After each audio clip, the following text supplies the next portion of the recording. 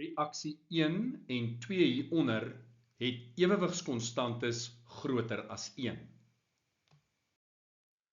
Op grond van die reaksies hierbo is die sure in volgorde van toenemende sterkte, met ander woorde swakste tot sterkste.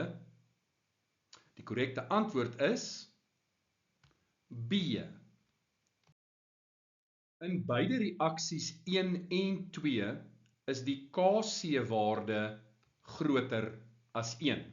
Dit beteken die produkte word bevoordeel. In reaksie 1 sal H3X dus eerder 'n proton skenk as die koolsuur. Met ander woorde, die H3X is 'n sterker suur as die koolsuur. So ons kan dit so lank sê. Ons kan sê H3X is 'n sterker suur as koolsuur.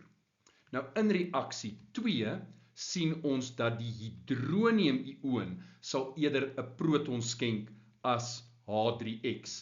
Met ander woorde, ons kan sê dat die hydronium-ioon is 'n sterker suur as die H3X.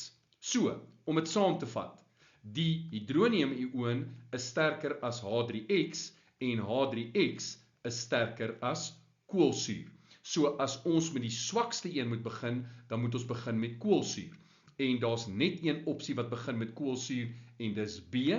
So kom ons verifieer net, koolsuur is die swakste, dan H3X, daarso het ons H3X en die hydronium-ioon is die sterkste. Met ander woorde, die korrekte antwoord is